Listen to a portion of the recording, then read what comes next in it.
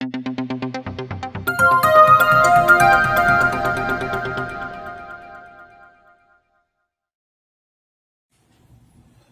दोस्तों, electronics knowledge by M के किस चैनल में आपका फिर से स्वागत है। दोस्तों, रेडियो की इस सीरीज में आज एक मैं आपके सामने नई जानकारी लेके आया हूँ।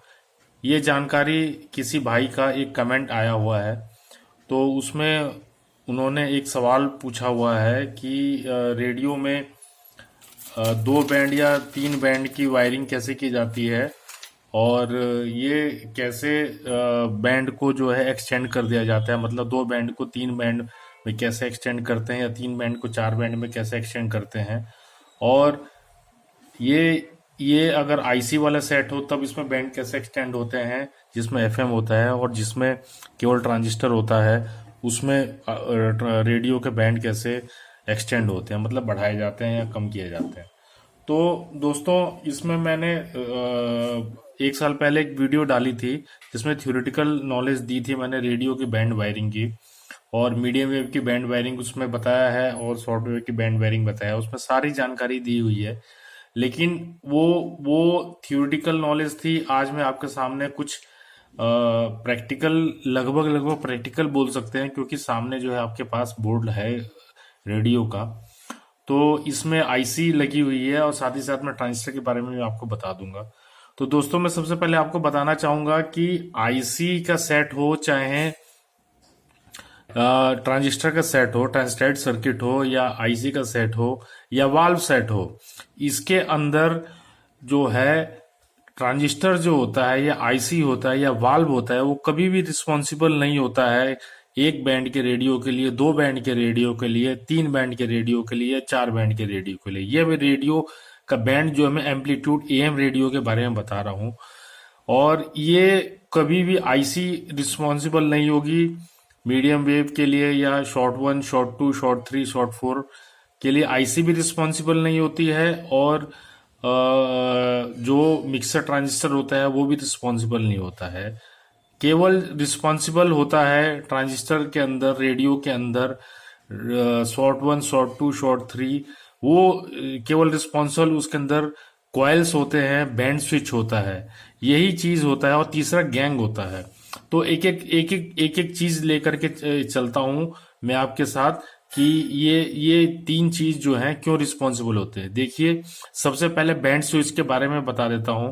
देखिए, बैंड स्विच एक ऐसा ऐसा सेलेक्टर स्विच होता है जो सारे कनेक्शन को उस जो रिक्वायर बैंड में सारे जो है लूप बना देता है। जैसे मान लीजिए कि मैंने इस ट्रांजिस्टर को मीडियम वेव में कर दिया। देखिए, ये मैंने इसको मैंने मीडियम वेव में कर दिया, मतलब फर्स्ट बैंड पे कर दिया। हालांकि एफएम का सेट है, तो मैं अभी एफएम के बारे में बात ही नहीं कर रहा हूँ। देखिए, मीडियम वेव में मैंने सेट कर दिया। जैसे मैंने इसको मीडियम वेव में डाला, तो इसके इसके जितने भी बैंड स्विच के जितने भी पोल्स होंगे, मतलब कॉमन पोल होंगे, वो पूरे मीडियम वेव के जितना भी ये पूरा एक लूप होता है, चाहे वो एंटीना कॉइल का हो या गैंग का हो या ऑसिलेटर कॉइल का हो। मतलब देखिए, ये जो गैंग है, ये गैंग है, ये मीडियम वेव की ऑसिलेटर कॉइल है, ये मीडियम वेव की ऑसिलेटर कॉइल है, और ये एंटीना कॉइल है। तो इसका जो पूरा एक लूप बनेगा, वो एक बैंड स्विच जो है कॉमन टर्मिनल से होता हुआ पूरा कॉमन पोल में सारा सारा कनेक्ट कर देगा। तो आपका मीडियम वेव का पूरा लूप बन गया। तो मीडियम वेव की बैंड वायरिंग कैसे की जाती है, शॉर्ट वेव की बैंड वायरिंग कैसे की जाती है, थ्योरेटिकल पोर्शन मैंने आपको पूरा बताया। आप अगर वो मेरी वीडियो देखेंगे तो आपको मीडियम वेव की बैंड वायरिंग अगर समझ में आ गई, तो आपको शॉर्ट वेव की बैंड वायरिंग भी समझ में आ जाएगी। तो मैंने इसको मीडियम वेव में जैसे ही डाला, तो एक पूरा लूप तैयार हो गया। और लूप तैयार होने के बाद जो है मीडियम वेव का जो भी सिग्नल है, वो ये गैंग कंडेंसर जो है, ये गैंग कंडेंसर सेलेक्ट करेगा। ऑसिलेटर, मीडियम वेव का ऑसिलेटर कॉइल जो है, ये मीडियम वेव का जो ऑसिलेटर कॉइल है, ये ऑसिलेशन करेगा, एंटीना कॉइल पे सिग्नल टंगराएंगे, पूरा एक लूप बन जाएगा। और उसके बाद जो है, फिर मैंने जैसे ही इसको सेकंड बैंड पे डाला, तो सेकंड बैंड पे डालते साथ ही जो है एक शॉर्ट वेव का पूरा लूप तैयार हो गया। तो उसके अंदर ये गैंग कंडेंसर होगा, और शॉर्ट वेव की ऑसिलेटर कॉइल होगी और शॉर्ट वेव का एंटीना कॉइल होगा। तो ये एक पूरा लूप तैयार हो जाएगा और इस शॉर्ट वेव के अंदर जो है आपके एंटीना कॉइल पे वो एंटीना कॉइल पे जो सिग्नल जो है टकराएंगे, उसका ऑसिलेटर कॉइल ऑसिलेशन करेगी, गैंग कंडेंसर ट्यूनिंग करेंगे और आपको रेडियो में वो सुनाई देगा जो स्टेशन ट्यून किया है। बाकी मिक्सिंग का काम जो है आईसी करेगी। आईसी अगर नहीं है तो ट्रांजिस्टर मिक्सर करेगा और आईएफटी जो है आईएफ 455 किलोहर्ट्ज पे आईएफटी ट्यून करेगा। उसके बाद डिटेक्शन होगा। डिटेक्शन के जो है आईएफ सिग्नल जो है आरएफ सिग्नल में कन्वर्ट होकर के रेडियो फ्रिक्वेंसी सिग्नल में जो ऑडियो सिग्नल में कन्वर्ट होकर के वॉल्यूम के फर्स्ट पॉइंट पे जाएगा, फिर सेकंड पॉइंट पे होता हुआ जो है वो स्पीकर में सुनाई देगा मेन ऑडियो। तो ये इसका थ्योरी है। तो अब बैंड स्विच में जो है सारा सिलेक्शन हो जाता है कि कौन से पोल को कौन से टर्मिनल से कनेक्ट करना है। ये हो गया बैंड स्विच। अब जो है बैंड स्विच का आपको समझ में आ गया होगा कि बैंड स्विच जो है कॉइल के जितने भी टर्मिनल्स होते हैं और कॉमन पोल होता है, इस सबको आपस में कनेक्ट करके लूप बनाता है। अब बैंड स्विच अगर खराब हो गया, कोई भी एक पॉइंट अगर कनेक्ट नहीं हो रहा है तो आपका वो बैंड बजेगा नहीं। तो ये कॉमन बात होगी। अब जो है अब बात करते हैं गैंग कंडेंसर की। देखिए, मैंने गैंग कंडेंसर का बारे में उस थ्योरी में बताया है कि जो गैंग कंडेंसर की कैपेसिटी होती है वो सबसे कम कैपेसिटी 0.6 पीएफ होती है और उसके सबसे मैक्सिमम कैपेसिटी 310 पीएफ या 335 पीएफ या 410 पीएफ तक हो सकती है। ये अकॉर्डिंग टू सर्किट के सिलेक्शन के ऊपर होता है कि रिसर्च एंड डेवलपमेंट ने उसको सर्किट को कैसे डिजाइन किया हुआ है। तो जनरली जो है 2 बैंड के रेडियो में जो लोकल सेट होते हैं उसमें 335 पीएफ का पीवीसी 2J गैंग यूज होता है। तो पीवीसी का मतलब है पॉलीविलाइन क्लोराइड जो है, ये प्लास्टिक का एक कंपोनेंट कह लीजिए, पॉलीविलाइन क्लोराइड है। एलएलडीपी, एचडीपी इस टाइप के होते हैं, लो डेंसिटी पॉली क्लोराइड, और एलएलडीपी और एचडीपी हाई डेंसिटी इस टाइप के है। तो पॉलीविलाइल जो है वो भी एक प्लास्टिक का प्रोडक्ट है, तो उससे बनाया जाता है।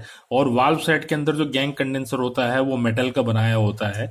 तो मेटल का सबसे बड़ा फायदा ये होता था कि वो मेटल जो है बहुत अच्छी तरह से ट्यूनिंग करता था और वो उसके एक एक प्लेट जो है स्थिर रहती थी और मूविंग करने वाली जो मूविंग करती थी वो भी जो है उसका भी स्पेस जो है फिक्स प्लेट से कभी भी कम ज्यादा नहीं होती थी। तो कैपेसिटी बिल्कुल फिक्स रहती थी। तो ये गैंग कंडेंसर जो है ये कैपेसिटी की सर्किट की कैपेसिटी के हिसाब से और कॉइल की कैपेसिटी के हिसाब से प्रयोग होता है। तो गैंग कंडेंसर भी एक तरह से बैंड के लिए रिस्पॉन्सिबल हो गया कि बैंड जो है शॉर्ट 1 बजेगा या शॉर्ट 2 बजेगा या शॉर्ट 3 बजेगा। क्यों? क्योंकि मान लीजिए कि 335 कैपेसिटी का अगर हम कैपेसिटर गैंग कंडेंसर यूज करते हैं तो मीडियम में तो वही रहेगा, लेकिन कॉइल जो है वो 16 मीटर बैंड से लेकर के 90 मीटर बैंड तक 335 कैपेसिटी का गैंग कंडेंसर सिलेक्ट करेगा, पूरा करेगा। अब इसके अंदर फिर जो है आपका अगर 280 पीएफ का कैपेसिटी का है तो उसकी कैपेसिटी कम होगी तो वो स्टेशन को कम सेलेक्ट करेगा। तो इस प्रकार जो है गैंग जो है रिस्पॉन्सिबल हो गया आपका ये बैंड को बजाने के लिए शॉर्ट 3, शॉर्ट 2, शॉर्ट 2। अब देखिए शॉर्ट 3 में जो है कितने स्टेशन है, या तो 49 मीटर बैंड है, 41 मीटर बैंड है या 25 मीटर बैंड, ये 3 स्टेशन है या और कम स्टेशन है। जैसे फिलिप्स है, फिलिप्स के आप सेट देखेंगे तो जो सस्ते सेट्स होते थे उसके अंदर 25 मीटर बैंड और उसके बाद 41 मीटर बैंड और 49 मीटर बैंड ही होते थे। तो उसमें 19 मीटर बैंड जो है और 60 मीटर बैंड गायब रहता था। क्यों? क्योंकि उन्होंने कम कैपेसिटी का कैपेसिटर यूज किया हुआ है 280 पीएफ का, और कॉइल के टर्न्स कम हुए हैं शॉर्ट वेव के शॉर्ट वेव के जो मीडियम वेव और शॉर्ट वेव के ऑसिलेटर कॉइल और शॉर्ट वेव के एंटीना कॉइल में टर्न्स कम करके, गेज कम करके उन्होंने स्टेशन को कम कर दिया। तो जितने स्टेशन कम मिलेंगे सेट ऑटोमेटिकली सस्ता होगा। जिसमें शॉर्ट वेव में स्टेशन ज्यादा होंगे और शॉर्ट वेव में डिवीजन ज्यादा होगा तो ऑटोमेटिकली वो सेट जो है महंगा होगा।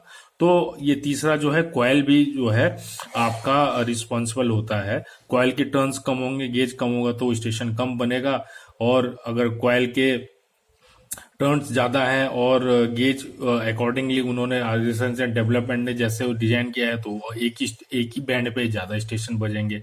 अब आपने देखा होगा कि रेडियो में शॉर्ट वेव में शॉर्ट 3, शॉर्ट 2, शॉर्ट 1 होते हैं, या कई जो चाइनीज सेट होते हैं उसके अंदर जो शॉर्ट के कई सारे डिवीजन होते हैं। मतलब एक शॉर्ट 1 होगा तो उसके अंदर केवल 2 बजेगा, 19 मीटर बैंड बजेगा और 16 मीटर बैंड बजेगा। फिर अगले शॉर्ट में डालेंगे तो 41 मीटर बैंड बजेगा, फिर 49 मीटर बैंड बजेगा। फिर अगले बैंड पे डालेंगे तो वो जो है 60 बजेगा, 90 बजेगा। इस टाइप के सॉफ्टवेयर के कई डिवीजन कर देते हैं। तो उसकी टेक्निक यही होती है कि गैंग कंडेंसर को सर्किट के अनुसार डिजाइन किया जाता है, और ये कॉइल्स जो होते हैं ये अलग अलग टर्न्स के, अलग अलग गेज के बना दिए जाते हैं। और मैंने आपको ये भी बताया हुआ है कि आपका जो है एक बैंड में 2 कॉइल सेट होते हैं। जैसे मीडियम वेव में एक एंटीना कॉइल होगी, एक ऑसिलेटर कॉइल होगी। शॉर्ट में जो है एक एंटीना कॉइल होगी, एक ऑसिलेटर कॉइल होगी। अब शॉर्ट वेव में अगर डिवीजन हो जाते हैं तो आपके डिवीजन में 2 ही कॉइल सेट रहेगी, एक एंटीना कॉइल होगी, एक ऑसिलेटर कॉइल होगी।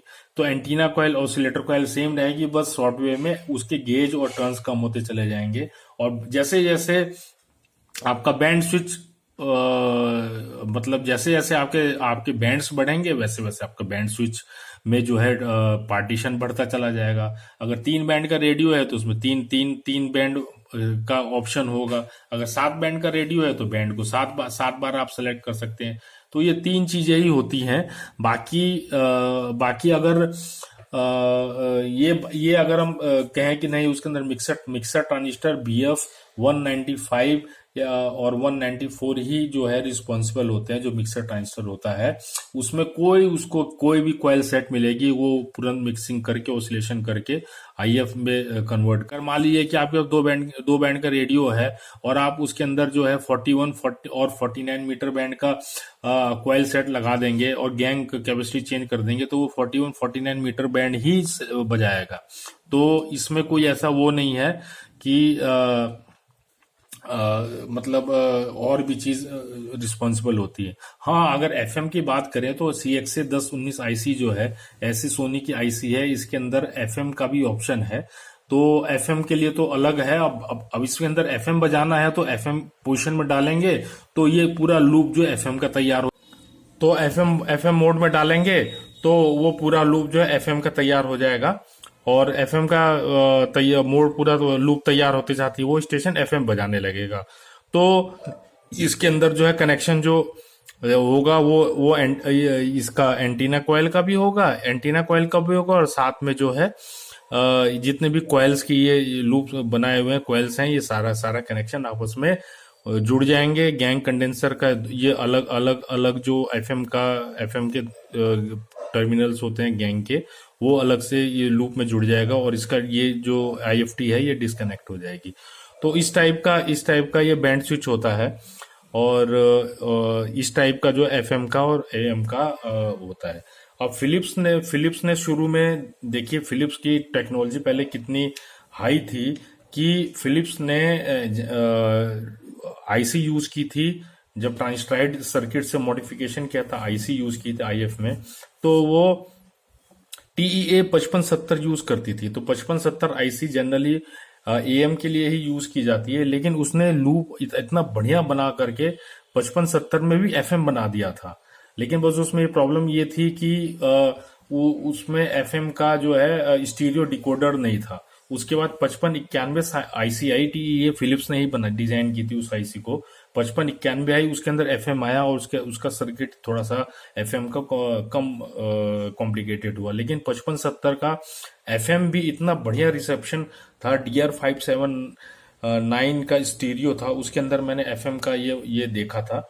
तो फिलिप्स ने रेडियो के क्षेत्र में अपने सेट्स को इतना बढ़िया डिजाइन किया था और इतना हर एक चीज सोफिस्टिकेटेड तरीके से बनाया था कि फिलिप्स जैसा रेडियो में तो मैंने अभी तक साउंड क्वालिटी, स्टेशन की कैचिंग पावर और ये सब नहीं देखा। हाँ, मैं ये एक चीज और बोल सकता हूँ कि रेडियो में जॉली का एक सेट जो है फिलिप्स के मुकाबले में था, क्योंकि उसने भी काफी, जॉली कंपनी ने भी काफी रिसर्च एंड डेवलपमेंट करके अपने रेडियो सेट्स को, टेलीविजन सेट्स को और टेप रिकॉर्ड को बहुत अच्छा बनाया था।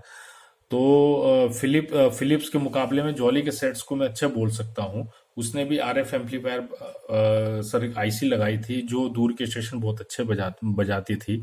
तो वो सेट्स भी मैंने देखे हुए हैं। तो दोस्तों, ये मैंने आपको क्लियर कर दिया। और जिन भाई ने मेरे से ये सवाल पूछा था कि आईसी में एफएम और बैंड को अलग अलग कैसे वायरिंग करते हैं और ज्यादा बैंड कैसे बन जाते हैं, तो उनका उनका कॉन्सेप्ट भी क्लियर हो गया होगा। अगर कोई आपको कंफ्यूजन होगा तो आप कमेंट्स बॉक्स में जरूर पूछिएगा। तब तक के लिए दोस्तों बहुत बहुत धन्यवाद। Thank you very much. मिलते हैं नए वीडियो के साथ।